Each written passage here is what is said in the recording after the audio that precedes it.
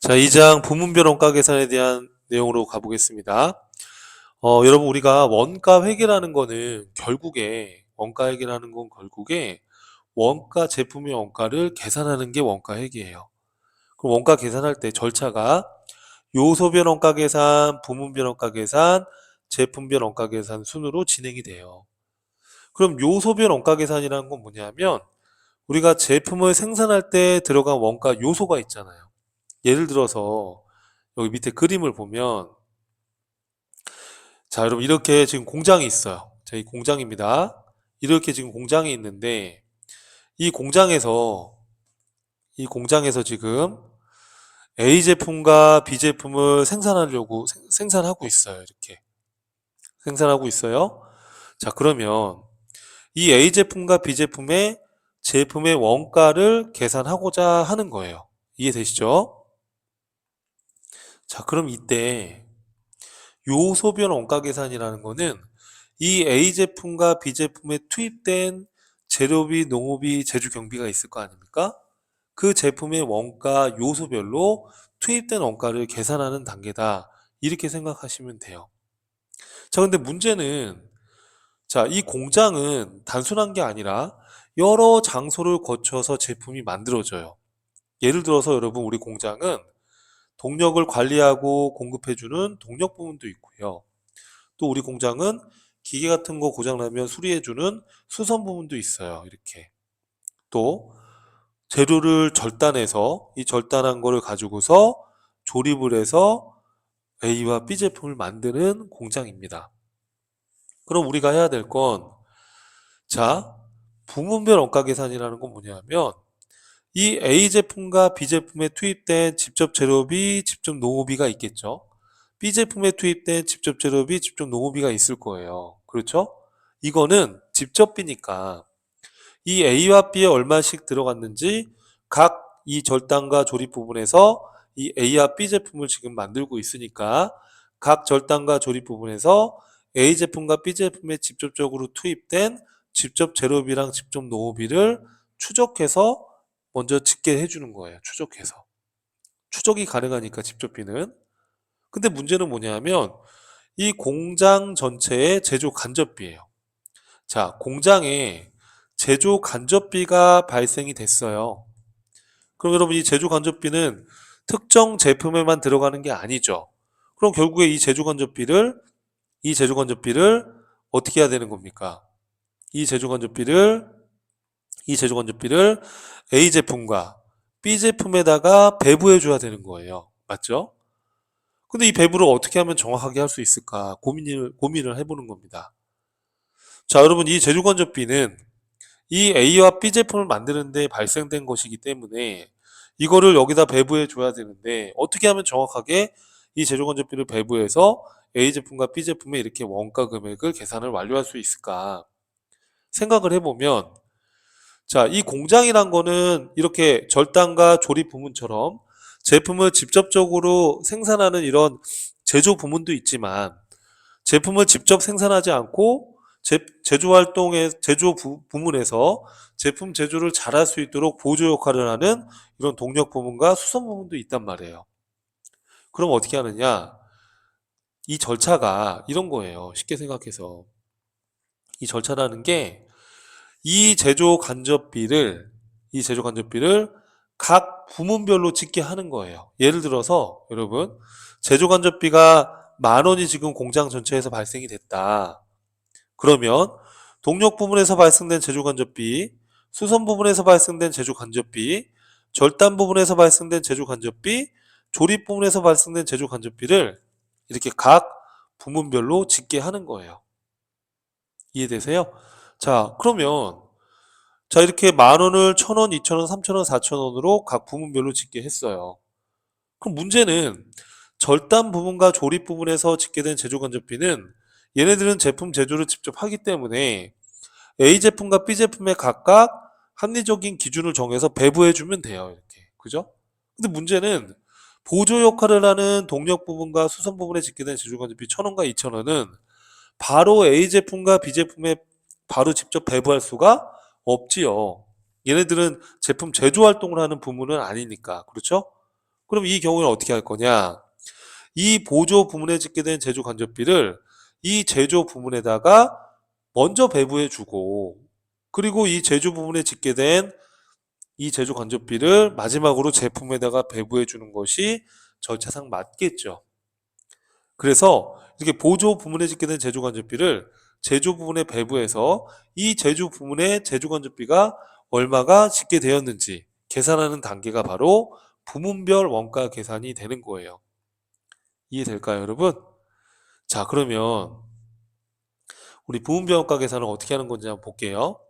자, 그럼 결론은 뭐냐 하면 이 보조 부문비를 제조 부문에 배부하는 게 핵심이에요, 사실은. 보조 부문비가 뭐냐 하면 여기 동력 부분에 1,000원과 수선 부분에 2,000원, 이렇게 보조 부문에 짓게 된 제조 간접비, 보조 부문에 짓게 된 제조 간접비를 보조 부문비라고 해요. 그럼 이 보조 부문비를 어디에다가? 그렇죠. 제조 부문에다가 배부해 줘야 되는 거예요. 그럼 어떻게 배부해 줄 거냐?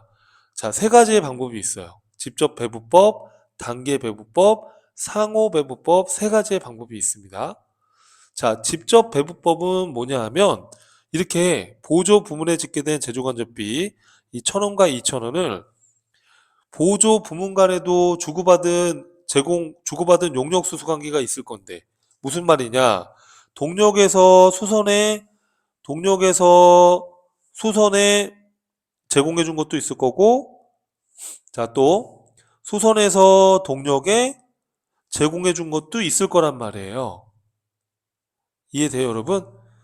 그러면 이렇게 보조 부문 간에도 서로 주고받은 게 있을 건데 이걸 무시해 버리는 게 직접 배부법이에요. 이걸 무시하는 거예요, 그냥. 없는 것처럼 가정하는 거예요, 이렇게. 그래서 이 보조 부분의 제조 간접비를 바로 이렇게 제조 부분에다가 배부하는 방법이 직접 배부법이에요. 이 방법은 보조 부문 간의 용역을 주고받은 것을 무시하는 것이기 때문에 계산은 편리하지만 이 배분에 대한 정확성은 떨어지게 되는 거예요. 이 직접 배분법은.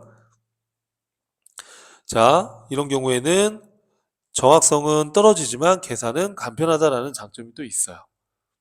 그럼 어떻게 하면 될까요, 여러분? 예를 들어서 봐요.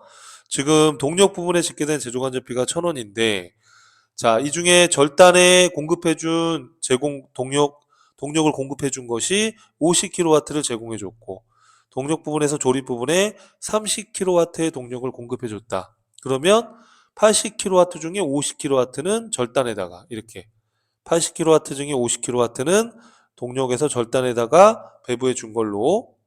그러면 어떻게 돼요, 여러분? 자, 2,000원 중에 625원은 이렇게 625원은 절단에다가 배부해 주는 거예요. 1,000원 중에, 그 다음에 1,000원 중에, 1,000원 중에 요 80kW 중에 30kW, 요게 375원이 나와요. 375원은 어디에다가? 그렇죠. 조립 부분에다가 배부를 해주는 거예요. 자, 이런 식으로. 그럼 수선 부분에서는 어떻게 하면 될까요, 여러분? 자, 수선 부분에 짓게 된 제조간접비 2,000원을 어떻게? 동력에는 배부하지 않고 바로 직접 배부법은 이렇게 절단 부분과 이렇게 조립 부분에 직접 배부하는 거예요. 이런 식으로. 그럼 어떻게 하면 되겠어요? 자, 이 2,000원, 지금 여기 보면 이 2,000원인데 40회를 수선 용역을 제공했다라고 하면 어떻게 하면 되겠어요, 여러분? 여기 밑에 보시면은 자, 2,000원 중에 80회 중에 40회 1,000원이죠. 이거는 수선에서 절단에 얼마? 1,000원, 그죠? 1,000원을 배부해 주는 거예요, 이렇게요. 또 2,000원 중에 40회 중에 40회니까 1,000원은 조립 부분에다가 배부해 주는 거예요. 그러면 이 2,000원은 자연스럽게 다 없어지겠죠? 이해되세요, 여러분들? 그리고 이 1,000원도 다 배부했으니까 없어지겠죠. 이렇게 해서 절단과 조립 부분에 제조간접비를 배부해 주는 거예요. 그럼 이 금액을 절단과 조립은 자기 거랑 배부 받은 거랑 합쳐서 이렇게 A 제품, B 제품에다가 다시 배부를 해주는 거, 이런 식으로. 이해될까요, 여러분? 이렇게 해서 A 제품과 B 제품의 제조간접비를 배부하게 된다. 자, 이거를 여러분 우리가 표로 한번 정리해 보면, 자, 지금 배부하기 전에 동력이 제조건조비가 1,000원, 수선 부분이 2,000원, 절단이 3,000원, 조립이 4,000원에서 공장 전체 제조건조비가 10,000원이었습니다. 자, 근데 동력이 여기 보시면 동력이 절단에다가 625원. 그럼 동력에서는 이 1,000원을 다 배부해서 배부에는 제로가 되고 이 1,000원 중에 625원은 절단에 이렇게요. 그리고 나머지 375원은 이렇게 조립에다가 배부를 해버리는 거예요. 이해될까요? 자, 그럼 수선 부분에서 어떻게 하면 되겠어요? 수선에서는 이 2,000원을 다 없애고 0으로 만드는 거예요. 배부에는. 그럼 이 2,000원 중에 어떻게? 여기 1,000원과 1,000원을 각각 배부해 주는 거예요. 이해되시죠, 여러분? 이렇게 하게 되면 어떻게 되는 겁니까, 여러분? 이렇게 하게 되면 자, 절단 부분은 3,000원, 625원, 1,000원 하게 되면 4,625원. 이게 배분 후가 되는 거죠. 조립 부분은 4,000원 자기 거랑 우리 아까 얼마였어요, 여러분? 여기 375원과 1,000원이죠. 375원과 1,000원을 배부받아서 5,375원. 그쵸? 자, 근데 이걸 배부하기 전에도 어차피 전체 공장의 제조건조비는 10,000원, 배부한 후에도 공장 전체의 제조건조비는 10,000원이에요. 근데 이렇게 하는 이유가 이렇게 하게 되면 절단 부분과 조립 부분에 제조건조비가 얼마가 투입되는지를 알 수 있죠. 이렇게 하게 되면 부문별로 원가를 통제하고 관리할 수 있는 이런 정보를 알게 되는 거예요. 그래서 부문별로 원가를 통제하고 관리하기 위한 목적이다. 이렇게 생각을 하시면 되겠습니다. 이해될까요?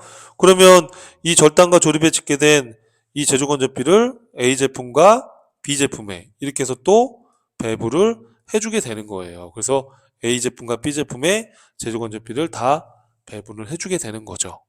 이해될까요, 여러분? 자, 그런데 우리가 주의할 거는 직접 배부법은 보조 부문 간에 주고받은 게 있는데 이걸 무시하는 방법입니다. 그렇죠? 근데 보조 부문 간에도 용역을 주고받은 게 있으니까 이거를 완전히 고려하는 게 좋겠다라고 해서 나온 게 바로 상호배부법이에요. 상호배부법은 보조 부문 간에 주고받은 용역 수수를 완전히 고려하는 거예요. 이러려면 연립 방정식을 써야 돼요. 방정식을 써가지고 전부 다 고려하는 거니까 정확성은 가장 높지만 계산이 좀 복잡하다는 단점이 있어요. 그러니까 어떤 식으로 하는 거냐면 이런 식으로 하는 거예요. 여러분 여기 보시면 자 봐봐요. 지금 상호배법 같은 경우에는 어떻게 하는 거냐면 자 지금 보면 사실은 동력에서 수선에다가 또 수선에서 동력에다가 서로 주고받은 게 있단 말이에요. 그렇죠? 서로 주고받은 게 있어요.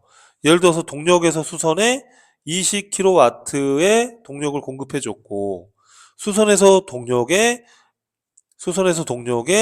20회의 수선 용력을 제공해 줬다라고 하면 원래는 이 보조 부문 간에 주고받은 것도 다 고려하는 게 맞죠.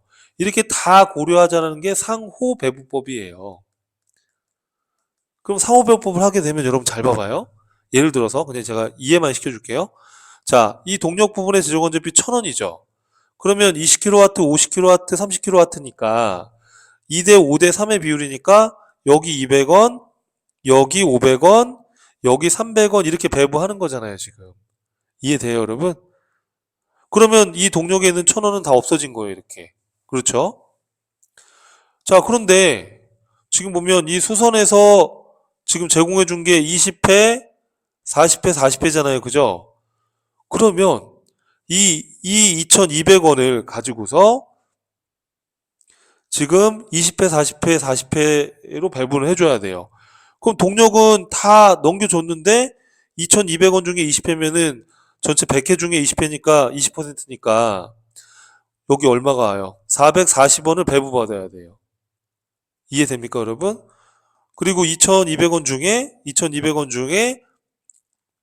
40% 8,800원은 또 이쪽에 넘겨주는 거예요. 880원이죠. 그죠?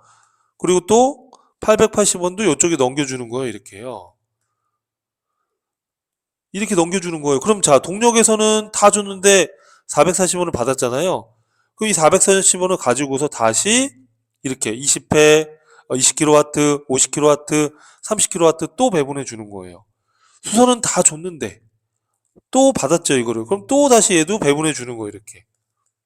계속 돌고 돌다 보면 2,000원과 2,000원, 2,000원이 다 이쪽으로 배분이 되는 거예요. 이렇게 계산하자라는 게 바로 상호배분법이에요. 상호배분법. 그래서 연립 방정식을 세워가지고 이 보조 부문 간에 주고받은 용역을 완전히 고려하는 거예요. 정확성은 높지만 계산이 복잡하다는 단점이 있죠. 그럼 우리가 이전에 한 이 직접 배분법은 어떤 방법입니까? 이거는 보조 부문 간에 주고받은 거를 어떻게 한다? 무시하는 거. 이걸 무시하는 거예요, 여러분. 이걸 무시해버리는 거예요. 그래서 무시해버리는 거니까 바로 이렇게 다이렉트로 바로 이 1,000원을 수선에다가 안 넘기고 절단과 조립에다가 넘기고 이 수선도 동력에다가 안 주고 절단과 조립에다가 배분하는 거예요. 즉 이렇게 동력과 수선에 주고받은 용역수 관계를 무시하는 게 바로 뭐다? 그렇죠. 직접 배분법이에요. 자, 계산은 간단하지만 정확성이 떨어진다라는 단점이 있죠. 이해되시죠, 여러분? 그래서 이 중간 단계를 우리가 이제 단계 배분법이다 이렇게 얘기하는 거예요. 단계 배분법은 완전히 무시하는 것도 완전히 고려하는 것도 아니라 일부만 고려하는 거예요. 일부만. 순서를 정해서 일부만 배분하자라는 거예요. 예를 들어서 동력부터 배분한다. 만약에 그러면 그림이 이런 그림이 나오는 거예요. 이렇게. 아까랑 똑같은 예인데요. 자, 단계 배분법인데 동력부터 한다 그러면 동력에서 수선에 20kW 준 거를 배분하는 거예요. 이렇게. 그래서 2대 5대 이 4의 비율로 배분하는 거예요. 그럼 어떻게 하면 돼요, 여러분? 자, 1,000원 중에 이 1,000원 다 배분합니다. 여기 200원 배분하는 거예요. 여기는 500원, 여기는 400원 이렇게 배분하는 거예요, 여러분. 그럼 이 1,000원은 다 없어지겠죠, 그죠? 그러면 다시 수선에서 동력에다가는 줘요, 안 줘요? 안 주는 거예요, 이렇게. 안 줘요. 안 주는 겁니다. 안 주고 이 수선 부분에 찍게 된 2,200원을 40회 40회. 그럼 얼마겠어요? 1,100원과 1,100원으로 배부해서 제로로 만들어주는 거예요. 이렇게. 이해될까요, 여러분? 이렇게 하는 게 바로 뭐가 되는 거예요? 단계 배부법이에요. 그래서 자, 요 그림에서 여러분 지금 본 것처럼 우선 동력에서 수선에 200원을 이렇게 배부해요. 그렇죠? 그러면은 2,000원과 이 200원을 합쳐가지고 2,200원을 다시 1,100원, 1,100원 배부하는 거예요. 이렇게 하는 게 바로 단계 배부법입니다. 그래서 동력에서 수선에 200원. 그러면 수선에서는 절단에 2,200원 중에 8분의 4. 1,100원이죠. 이렇게. 또 수선에서 조립에는 나머지 1,100원을 배부해 주는 거예요. 이런 방법이 단계 배부법. 이걸 그림으로 나타내면 단계 배부법은 배부하기 전에 1,000원, 2,000원, 3,000원, 4,000원 이렇게 있었는데 자, 동력에서는 요 1,000원을 마이너스로 다 배부한 후에 이걸 200원, 500원, 300원 배부한 거예요. 이해되죠? 그럼 수선에서는 어떻게 해요? 2,000원만 하는 게 아니라 2,000원하고 200원을 포함해서 2,200원을 1,100원, 1,100원 배부하는 거예요. 이렇게 해서 절단 부분에 제조건전비가 얼마고 조립 부분에 제조건전비가 얼마인지 배분해 주는 거다라고 보면 되겠습니다. 근데 직접 배부법이든 단계 배부법이든 상호 배부법이든 세 가지 모두 다 궁극적으로 제조건전비는 배부 전이나 배분 후에 어차피 10,000원이 돼요. 이거 합산해 보면. 근데 이걸 왜 해야 되느냐? 이걸 왜 해야 되느냐? 만약에 이게 모두 완성돼서 모두 판매되었다면 어차피 제품 매출 원가로 들어가는 건 10,000원이잖아요. 이래 하나 저래 하나. 근데 이걸 해야 되는 이유는 원가 부문별로 원가를 통제하고 관리하기 위함이다. 그래서 이렇게 절단 부분의 제조건전비가 얼마고 조립 부분의 제조건전비가 얼마인지 이거를 파악을 해서 부문별로 원가를 통제하고 관리하기 위함이다. 그렇게 이해하시면 되겠습니다. 이해될까요, 여러분? 자, 그럼 여러분 이렇게 봐봐요. 이렇게 자, 이렇게 보조 부분의 제조건조비 1,000원과 2,000원을 이렇게 제조 부분에다가 배부하는 거잖아요. 예를 들어서 직접 배부법을 기준으로 하게 되면 어떻게 되는 거예요? 다시 한번 해보면 동력 부분에 1,000원을 다 배부해요. 그래서 여기 50kW, 30kW 여기에 준 건 무시하는 거죠? 직접 배부법은? 그러면 어떻게 하면 돼요? 자, 8분의 3만큼, 8분의 5만큼 배부하게 되면 1,000원에 1,000원 곱하기 5 나누기 8 이렇게 하게 되면 여기 아까 얼마 배분했었죠? 625원. 그렇죠? 여기는 375원. 맞죠? 자, 그러면 수선에서는 어떻게 하는 거예요, 여러분? 수선에서 동력에 주는 게 아니죠. 직접 배부니까 이거 무시해버리는 거죠. 그러면 수선에서 2,000원을 배부할 때 어떻게 하면 돼요? 그렇죠. 여기 40회, 40회. 여기다 준 거는 무시하는 거예요. 이게 직접 배부법이에요. 이해되죠? 그러면은 이 1,000원을 어떻게 하면 돼요? 40회, 40회니까 그렇죠. 1,000원과 1,000원으로 배부해 주는 거예요, 여러분. 이렇게 1,000원과 1,000원으로 배부해 주는 거예요. 자, 그러면 절단 부분에 집계된 제조간접비는 얼마가 되죠, 총? 자, 3,000원. 원래 절단 거 자기 거 3,000원하고 배부받은 625원, 1,000원을 더하면 이게 얼마가 돼요, 다 합치면? 그렇죠. 4,000 얼마가 된다고요? 4,000 여기 625원. 맞죠? 조립은요. 4,000원, 1,000원, 375원 더하면 4,000원, 375원, 1,000원 더하면 얼마가 돼요? 5,375원이 되는 거죠. 이해되시죠? 이해될까요, 여러분? 이거 다 더하면 얼마가 된다? 5,375원. 자, 그러면 지금 절단 부분에서는 A 제품과 B 제품을 만드는데 투입된 시간이 60시간, 40시간이에요. 그러면 지금 이 4,625원을 절단 부분에서는 A와 B에 어떻게 하면 돼요? 그렇죠, 여러분. 이거 60시간, 40시간이니까 100시간 중에 60시간, 100시간 중에 40시간. 그쵸? 6대 4의 비율로 이렇게 배분해 주면 되는 거예요. 이해될까요? 자, 그리고 조립 부분에 집계된 요금액 얼마입니까? 5,375원이죠? 그쵸? 이거를 30시간, 70시간으로 배분해 주면 되는 거예요, 이렇게. 이렇게 해서 배분해 주게 되면, 이렇게 하게 되면, A는 얼마가 돼요, 여러분? A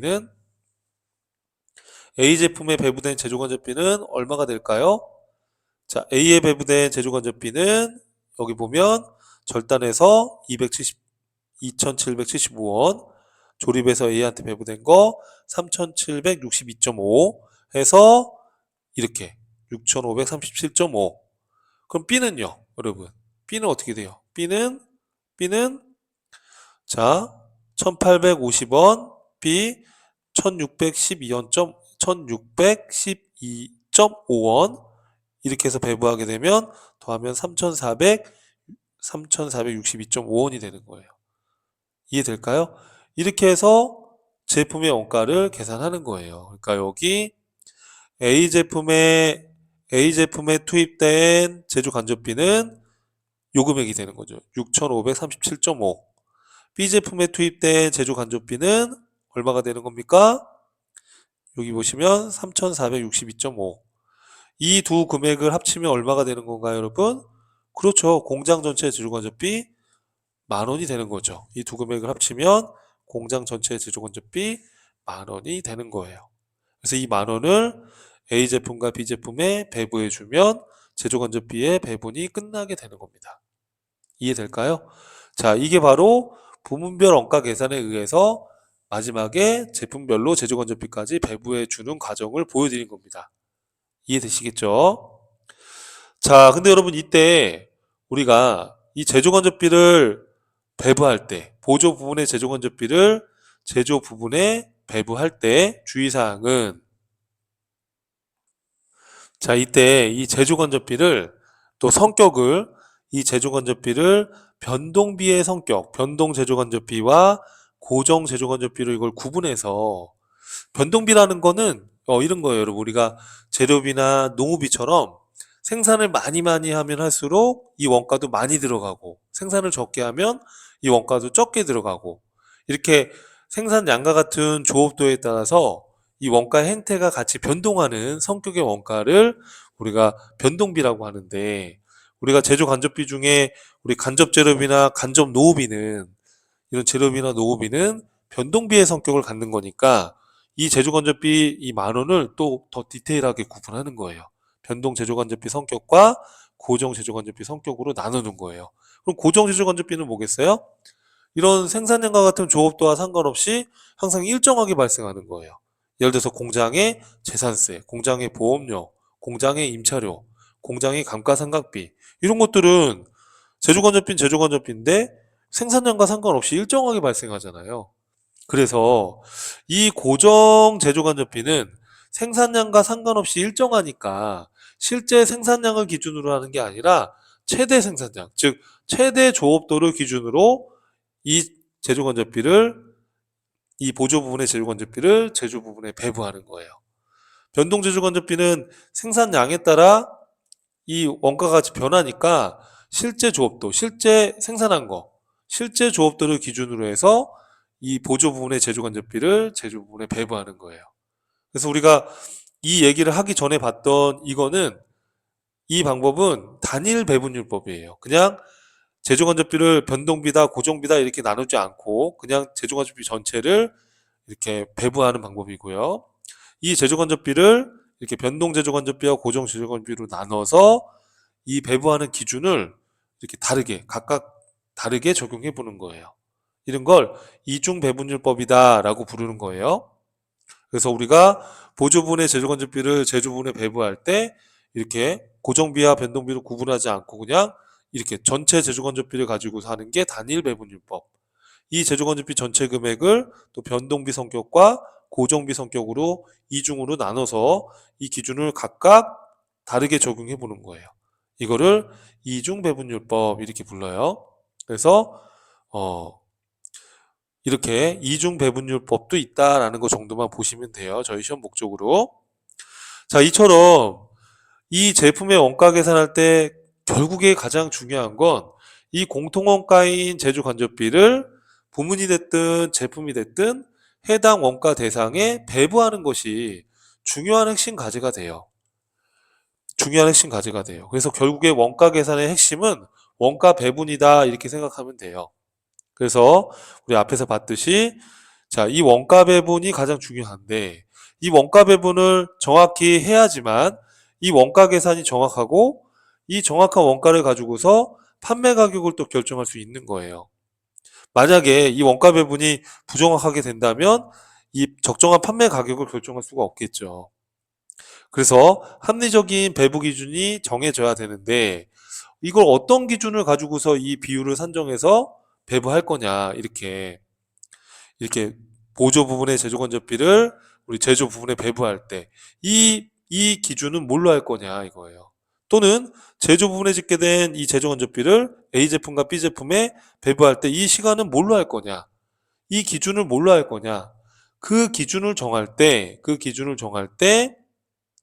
가장 우선시 고려돼야 되는 개념이 바로 인과관계예요. 인과관계.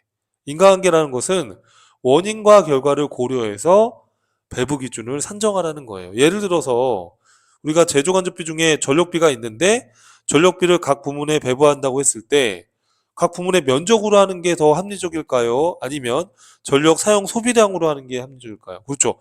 전력 사용량을 기준으로 하는 것이 훨씬 더 인과관계가 좋겠죠. 전력비라는 건 전력을 사용했기 때문에 전력비가 발생되는 거니까 면적으로 비율을 산정하는 것보다는 각 부문에서 사용한 전력 사용량을 기준으로 이 전력비를 배분하는 게 더 정확할 겁니다. 이렇게 원인과 결과에 따른 이 인과관계를 고려해서 이 배부 기준을 산정하라는 거예요. 그래서 우리가 원가를 배분할 때 가장 중요하게 고려해야 될 것은 바로 이 원인과 결과에 따른 인과관계를 가장 중요하게 생각해서 이 배부 기준을 정하라는 거예요. 그런데 모든 원가 대상, 이런 제품이 됐든 부문이 됐든 이런 원가 대상에 우리가 제조간접비와 같은 공통원가를 배분할 때 인과관계를 다 파악할 수는 없을 거예요. 그래서 혹시 인과관계를 전부 다 파악하기 어렵다 그러면 수혜 기준이나 부담 능력 기준을 활용해서 배부 기준을 정할 때 수혜 기준이나 부담 능력 기준을 고려해서 정하래요. 수혜 기준이라는 건 뭐냐면 단어 그대로 혜택을 많이 본 곳에 많이 원가를 배분하자 이런 얘기예요. 예를 들어서 광고비를 각 부서에서 부담하기로 했는데 그럼 광고비를 각 부서에서 얼마씩 부담할 거냐라고 했을 때 이 광고 지출을 통해서 가장 혜택을 가장 많이 받는 부서가 광고비를 많이 부담하는 게 맞겠죠, 논리상. 이런 개념이 바로 수혜 기준이에요. 그럼 수혜 기준까지 적용하기가 어렵다 그러면 그때는 부담 능력 기준을 고려해 보래요. 그럼 부담 능력 기준이란 건 뭐냐면 자, 부담할 수 있는 능력이 많은 곳에 많이 부담하게 된다는 거다. 예를 들어서 여러분 회사가 1억 원을 기부금을 마련을 해서 기부단체에 기부하려고 하는데 각 부서별로 기부금을 부담하기로 했어요. 그럼 어떤 부서에서 많이 부담하는 게 좋을까요? 그렇죠. 이 부담할 수 있는 능력이 높은 부서에서 기부를 많이 부담하는 게 합리적이잖아요. 이런 개념이 부담 능력 기준이다 이렇게 이해하면 돼요. 자, 그래서 우리가 원가 배부 기준을 정할 때 인과관계를 고려해서 하는 거지만 인과관계를 다 이걸 파악할 수는 없으니까 이런 수혜 기준이나 부담 능력 기준을 이용해서 그 배부 기준을 산정해라 그런 얘기입니다. 자, 그리고 이 원가 배분에 따라서 이 각 부문의 성과평가가 달려 있기 때문에 이 원가 배분 기준을 정할 때 공정성과 공평성이 고려돼야 된다. 뭐 이런 얘기입니다. 그래야지 각 부서 간에서도 그 배부받는 원가에 대해서 인정을 할 거 아닙니까? 그죠? 그럼 공정성과 공평성이 고려돼야 된다. 그런 얘기입니다. 자, 그래서 부문별 원가 계산에 대한 학습을 한번 해봤어요, 여러분. 내용이 만만치가 않은데 결론은 우리가 공장의 여러 장소를 부문으로 구분해서 보조 부문과 제조 부문을 구분해서 제조 부문에 집계 된 제조 간접비를 보조 부문에 집계 된 제조 간접비를 제조 부문에 배부해서 제조 부문에 집계 된 제조 간접비를 제조 부문에 집계 된 제조 간접비를 어디에다가 그렇죠. 제품에다가 배부해서 이 제품의 원가 계산을 마무리 짓는 게 바로 이 부문별 원가 계산의 개념입니다. 이해되시겠죠, 여러분? 자, 그럼 다음 강의에서는 이 관련된 문제들을 같이 한번 풀어보겠습니다.